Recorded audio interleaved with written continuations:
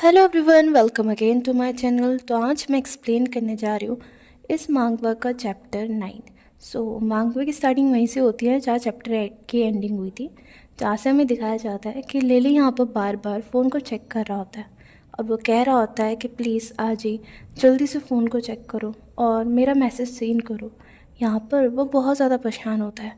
यहाँ पर वो देखता है कि अभी तक आज ही ने वो मैसेज सीन ही नहीं किए होते और वो सोच भी रहा होता है कि आज ही ने अभी तक कोई रिप्लाई क्यों नहीं किया है। और वो कह रहा है क्या ये इतना ज़्यादा डिफ़िकल्ट है। यहाँ पर तभी हमें वो सीन दिखाया जाता है कि यहाँ पर यान वैन आजी के रूम में आया होता है और वो आजी को पुकारता है।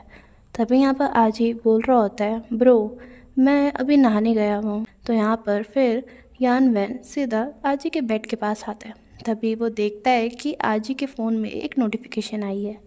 यहाँ पर जैसे ही यानवैन आजी का फ़ोन चेक करता है तो उसे दिखाई देता है कि यहाँ पर एक मैसेज आया और ये मैसेज लिली की तरफ से। और यहाँ पर यानवैन आजी के फ़ोन में वो सारी मैसेज पढ़ लेता है जो कि लिली ने सेंड किए होते हैं और उसे लिली के जो भी कंडीशन होती है उसके बारे में पता चल गया होता है। यहाँ पर जब आजी मैसेज को अच्छे से पढ़ता है तो लिली ने ये भी लिखा होता है कि तुम जो कहोगे मैं वो सब कुछ करूँगा। और यहाँ पर ये मैसेज देखने के बाद यान वैन सीधा लिली को फ़ोन कर देता है। यहाँ पर फिर लिली जैसे ही जा रहा होता है तभी वो देखता है कि उसे एक फ़ोन आया है और वो आजी का है। यहाँ पर लिली तुरंत फ़ोन को उठाता है और वो बहुत ज़्यादा टेंस टोन में बोल रहा होता है आजी ये तुम हो। यहाँ पर फिर यान वैन बोलता है नहीं ये मैं बोल रहा हूँ। यहाँ पर फिर लिली एकदम से हैरान हो जाता है। लिली मन में कह रहा होता है यानवैन, वो कह रहा होता है कि यानवैन ने मुझे कॉल क्यों किया है। फिर वो बोलता है नहीं नहीं उसे तो मेरा नंबर ही नहीं पता है ना, उसे मेरा नंबर तो पता है। यहाँ पर फिर वो बोल रहा होता है ब्रदर। यहाँ पर फिर एकदम से यान सीधा पॉइंट पे आता है और यहाँ पर यानवैन डायरेक्ट बोलता है कि तुम मुझे अपना बैंक अकाउंट नंबर दो। यहाँ पर फिर लिली यानवैन को अपना बैंक अकाउंट नंबर देता है। यहाँ पर लिली थोड़ा शॉक भी होता है क्योंकि यानवैन डायरेक्ट उसकी हेल्प के लिए मान गया। यहाँ पर फिर लिली सीधा अपनी आंट के पास जाता है और बहुत ज़्यादा रूड टोन में कह रहा होता है कि मुझे आप अपना आयु नंबर दीजिए और कह रहा होता है कि इसके बाद हम एक दूसरे को जानते नहीं। और वो उन्हें पैसे दे के वहाँ से रवाना कर देता है। यहाँ पर लिली फिर घर के अंदर आता है। यहाँ पर फिर लिली की मॉम बोल रही होती है क्या तुमने ये सब पैसे अपने रूममेट से बोरो किए हैं। यहाँ पर वो बहुत ज़्यादा परेशान होती है। यहाँ पर बोल रही होती हैं कि तुम दोनों एक ही कॉलेज के स्टूडेंट हो तो तुम कैसे इतना सारे पैसे अपने रूममेट से ले सकते हो। यहाँ पर लिली की मॉम कह रही होती है कहीं तुम दोनों के बीच में। तो एकदम से लिली बोलता है मॉम आप कुछ ज़्यादा ही सोच रही हैं। यहाँ पर वो कह रहा होता है हम दोनों के बीच में क्या ही हो सकता है, मैं तो एक लड़का हूँ ना। फिर वो बोलता है कि मेरी रूममेट की फैमिली बहुत ज़्यादा ही अमीर है। और वो कह रहा होता है कि आजी बहुत ज़्यादा ही दिल से साफ़ है और बहुत ज़्यादा काइंड पर्सन है और वो हमेशा सबकी हेल्प करने का सोचता ही है। यहाँ पर फिर लिली की मॉम बोलती है कि ये बहुत अच्छी बात है और वो कह रही होती है कि ठीक है अब मैं काम के लिए जा रही हूँ, तुम डैड का अच्छे से ख्याल रखना घर पे, ठीक है। यहाँ पर लिली कहता है ओके। यहाँ पर फिर दिखाया जाता है कि लिली एक बाथटब में पानी लेके आता है और यहाँ पर वो कह रहा होता है ऑल राइट डैड मैं आपको क्लीन कर देता हूँ। और वो यहाँ पर अपने डैड की हेल्प करता है उठने के लिए। यहाँ पर फिर लिली बोल रहा होता है कि आपको और भी कुछ चाहिए तो आप मुझे बुला सकते हैं। और यहाँ पर लिली ने अपने डैड को अच्छे से क्लीन कर दिया होता है। यहाँ पर फिर जैसे ही लिली उस पानी के बाथटब को उठा के जा रहा होता है तभी यहाँ पर फिर लिली के डैड बोलते हैं लिली मैं तुम्हारे ऊपर कितना ज़्यादा बर्डन हूँ ना। और यहाँ पर वो बहुत ज़्यादा ही परेशान होते हैं क्योंकि उन्हें पता होता है कि ये जितने भी प्रॉब्लम है ये मेरी वजह से हो रही है और यहाँ पर लिली के ऊपर ये सारा बर्डन जा रहा है। यहाँ पर फिर लिली के डैड लिली से माफ़ी मांगते हैं कि I am so sorry lily कि मैं तुम्हारे ऊपर बर्डन बन चुका हूँ। तो यहाँ पर लिली थोड़ा इमोशनल हो जाता है लेकिन तब भी वो अपने डैड की तरफ स्माइल करता है और बोल रहा होता है डैड आप ये सब मत बोलिए, ठीक है। और यहाँ पर बोल रहा होता है वैसे भी हम सब फैमिली है तो इसमें बर्डन वाली बात क्या हुई डैड। यहाँ पर फिर हमें 2 दिन बाद का सीन दिखाया जाता है। यहाँ पर लिली के डैड, लिली की मॉम और लिली सब खाना खा रहे होते हैं। यहाँ पर लिली की मॉम बोल रही होती है कि मेरी एक फ्रेंड ने मुझे एक जॉब को इंट्रोड्यूस करवाया है और इसमें मुझे एक सेमी पैरालाइज की हेल्प करनी है, मुझे उनकी टेक केयर करनी है और वो एक बहुत ज़्यादा बूढ़े इंसान है। और वो कह रही होती है इसमें मुझे क्लीनिंग भी करनी है और कुकिंग भी करनी है। यहाँ पर वो बोल रही होती हैं कि वो मिनिमम मुझे 2000 रुपीज़ ज़्यादा देंगे पर मंथ, और वो कह रही होती हैं जो कि मेरे जॉब से ज़्यादा है जो मैं अभी कर रही थी। और वो कह रही होती हैं कि जो मैं जॉब कर रही थी सुपरमार्केट स्टॉक क्लर्क, उससे तो ज़्यादा ही है। यहाँ पर लिली बोलता है मॉम फिर भी अगर उस पर्सन का बैड टेम्पर हुआ या अगर वो आपको परेशानी करने की कोशिश किया तो क्या होगा। यहाँ पर लिली अपनी मॉम के लिए थोड़ा परेशान होता है और वो बोल रहा होता है मॉम फिर भी अगर वो इतना ज़्यादा पैसा दे रहे हैं तो ऐसा भी हो सकता है कि उस पर्सन का बहुत ज़्यादा बैड टेम्पर हो या तो वो आपको बहुत ज़्यादा डिफ़िकल्टी पहुँचाए। यहाँ पर फिर लिली की मॉम स्माइल करती है और वो कह रही होती है कि ऐसा कभी नहीं होगा, मेरे फ्रेंड ने बस मुझे अभी उनसे मिलाया है। और वो कह रही होती हैं वो जो पर्सन है वो एक रिटायर टीचर है और वो कह रही होती है उनका बेटा और डॉटर इन लो दोनों फुल टाइम जॉब करती हैं तो इसलिए वो मुझसे बिल्कुल सेटिस्फाई हैं। यहाँ पर फिर लिली के डैड बोलते हैं कि मैं पूरी तरीके से तुम्हारे ऊपर बर्डन बन चुका हूँ। और वो कह रहे होते हैं कि तुम्हें मेरे लिए इतना कुछ करने की कोई ज़रूरत नहीं है। यहाँ पर लिली की मॉम उन्हें थोड़ा सा कंफर्ट करती है और वो कह रही होती है कि इट्स फाइन, मेरी जो सैलरी है अब वो ज़्यादा है। और वो बोल रही होती है कि लिली भी कुछ सालों में ही ग्रेजुएट भी हो जाएगा और शायद मेडिसिन में भी कुछ एडवांसेस आ जाए तो तुम अपने पैरों पे फिर खड़े हो पाओगे। और वो कह रही होती है कि इससे हमारी फैमिली बहुत ज़्यादा ही खुशी से रहेंगी और फिर से साथ हो जाएंगी।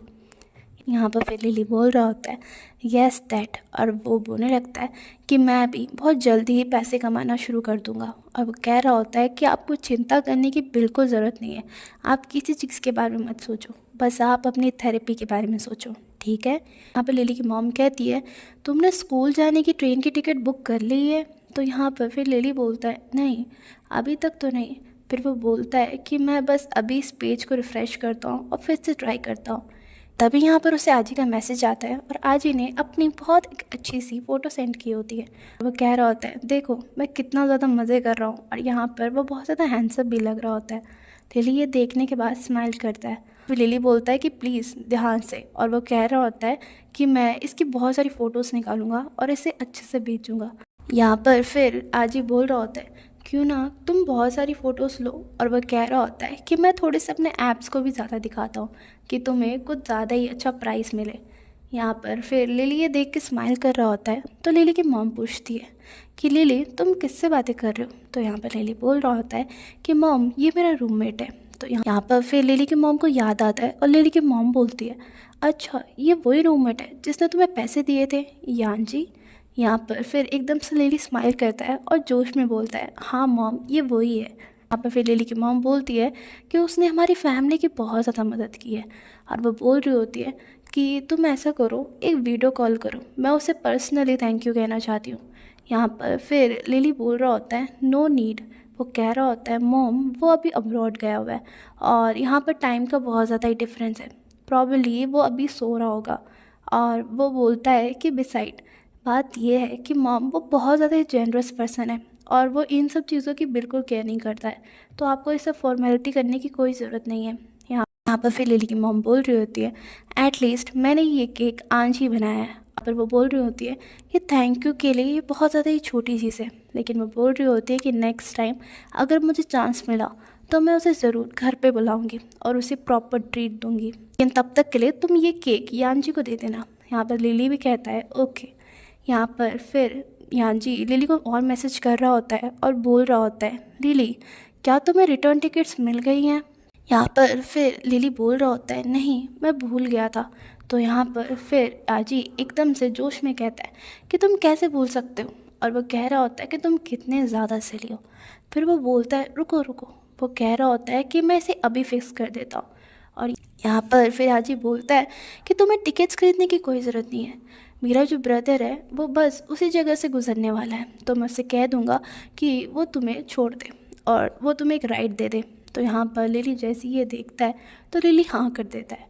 यहाँ पर फिर हमें मॉर्निंग का सीन दिखाया जाता है। यहाँ पर लिली ने अपना बैकपैक कर लिया होता है और वो देखता है कि उसके घर के बाहर एक कार रुकी हुई है और लिली जल्दी से भागते हुए वहाँ जाने लगता है।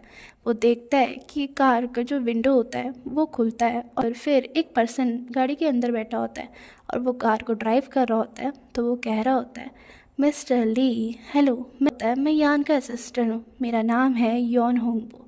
और वो कह रहा होता है प्लीज़ आप कार के अंदर बैठ जाइए। पर लिली जैसी डोर को ओपन करता है तो देखता है कि पीछे यहाँ पर यान वैन बैठा हुआ है और यान वैन सो रहा है। यहाँ पर लिली जैसी दरवाजे को ओपन करता है तो वो यान वैन को सीधा थैंक यू करता है। वो कह रहा होता है कि थैंक यू मुझे पिक करने के लिए, लेकिन वो यहाँ पर देखता है कि यान वैन कोई रिस्पॉन्स नहीं दे रहा है। तो यहाँ पर सीधा यान का जो सेक्रेटरी होता है वो बोलने लगता है मिस्टर ली। वो कह रहा होता है प्लीज़ आप जल्दी से अपनी सीट बेल्ट लगा लीजिए, हम जाने के लिए रेडी हो गए हैं। पर वो कह रहा होता है कि यान वैन बहुत ज़्यादा ही कुछ दिनों से किसी केस के ऊपर काम कर रहे थे, तो इसीलिए वो बहुत दिनों से सो नहीं है, तो वह भी सो रहे हैं। तो यहाँ पर फिर लिली कहता है अच्छा इसीलिए यान वैन ने मुझे कोई रिस्पॉन्स नहीं दिया। यहाँ पर फिर जब कार स्टार्ट हो जाती है तो लिली चुपके से यानवेन को देख रहा होता है। यहाँ पर यानवेन की भी नींद उड़ जाती है। यहाँ पर फिर लिली एकदम से यानवेन को ग्रीट करता है और बोलता है कि मुझे तो लगा था कि आप आज ही के साथ ट्रिप पे गए होंगे। तो यहाँ पर फिर यानवेन बोलता है नहीं मैं नहीं गया। फिर यहाँ पर वो बोलता है क्या तुम याजी से हमेशा कांटेक्ट पे ही रहते हो? तो यहाँ पर फिर लिली मना करते हुए कह रहा होता है नहीं, बस ओकेजनली वो मुझे कभी कभी मैसेज सेंड करता है। तो यहाँ पर यानवेन कह रहा होता है यहाँ पर फिर दिखाया जाता है कि रास्ते में बहुत सारा ट्रैफिक हो गया होता है, तो वो कब से उस ट्रैफिक में फंसे होते हैं। और यहाँ पर जो यान का सेक्रेटरी होता है वो भी बहुत ज़्यादा थक गया होता है। यहाँ पर यान का सेक्रेटरी बोल रहा होता है यहीं पास में ही एक एक्सीडेंट हुआ है और यहाँ बहुत ज़्यादा ट्रैफिक हो गया है और कुछ टाइम से कुछ ज़्यादा ही ट्रैफिक हो रखा है। तो यहाँ पर जल्दी से लिली बोलता है कि थर्ड ब्रदर आप भी बहुत ज़्यादा थक गए हैं, तो क्यों ना मैं गाड़ी को चला लूँ। यहाँ पर फिर जो सेक्रेटरी होता है वो एकदम से पूछता है क्या तुम गाड़ी चला सकते हो? यहाँ फिर लिली बताता है कि कैसे यान जी अपनी लर्निंग से बहुत ज़्यादा बोर हो गया था जब वो ड्राइविंग सीख रहा था। और वो कह रहा होता है कि उसने ऑलरेडी रजिस्ट्रेशन का फ़ीस पे कर दिया था और उसके साथ साथ उसने लिली का भी रजिस्ट्रेशन फ़ीस पे कर दिया था। और वो बोल रहा होता है कि उसने साथ साथ लिली को भी वहाँ लेके गया था और इसीलिए उसका लाइसेंस भी वहाँ बन गया था। और वो कह रहा था कि बस मैंने सिर्फ 2 बार ही गाड़ी को चलाया है। और वो बोल रहा होता है और वैसे भी ट्रैफिक बहुत धीरे धीरे चल रहा है तो मैं गाड़ी को चला सकता हूँ, क्या ये सही रहेगा? और वो यहाँ पर पूछता भी है क्या मैं गाड़ी को चला सकता हूँ, लेकिन एकदम से यानवेन बोलता है कि नहीं गाड़ी मैं चलाऊँगा। पर फिर यानवेन लिली को कहता है कि तुम ऐसा करो तुम आगे बैठ जाओ। यहाँ पर लिली कहता है ओके। यहाँ पर फिर यानवेन ड्राइविंग सीट में बैठ जाता है और लिली उसके बगल में बैठ जाता है। यहाँ पर लिली एक बहुत बड़ा सा बैग अपने पास ही रखा होता है। तो यहाँ पर यानवेन पूछ ही लेता है कि क्या तुम खाने के लिए कुछ लाए हुए हो? यहाँ पर लिली बोलता है हाँ मेरी मॉम ने एक केक बनाया है, क्या आप कुछ खाओगे? यहाँ पर तभी फिर लिली मन में सोच ही रहा होता है वेट, वो कह रहा होता है कि ये मुझे बिल्कुल पसंद नहीं करता, तो मैं जो खाने के लिए लेके आया हूँ एब्सोल्युटली ये वो नहीं खाएगा। यहाँ पर फिर लिली बोल रहा होता है कि ज़रूर यानवेन इस केक को नहीं खाएगा और वैसे भी मेरी मॉम ने इसमें बहुत ज़्यादा एफ़र्ट्स डाले हैं तो वो सारे एफ़र्ट्स वेस्ट हो जाएंगे। लेकिन यहाँ पर एकदम से यानवेन बोलता है कि ऐसा करो मुझे एक केक दो, मुझे ट्राई करना है। यहाँ पर ये सुनने के बाद लिली बहुत ज़्यादा ही खुश हो जाता है। लिली बहुत अच्छी सी एक स्माइल करता है और फिर वो यानवेन के सामने वो केक रख देता है। यहाँ पर यानवेन कार को ड्राइव कर रहा होता है तो यहाँ पर यानवेन बोलता है कि ऐसा करो तुम्हें मुझे एक केक खिला दो। यहाँ पर ये सुनने के बाद लिली थोड़ा शॉक तो होता है, लेकिन यहाँ पर वो यानवेन के पास वो केक लेके आता है और यानवेन लिली के हाथ से ही वो केक खा लेता है। यहाँ पर लिली बहुत ज़्यादा शाई फील करता है, लिली बहुत ज़्यादा ब्लश कर रहा होता है। यहाँ पर लिली बोल रहा होता है ये कुछ ज़्यादा ही क्लोज नहीं हो गया।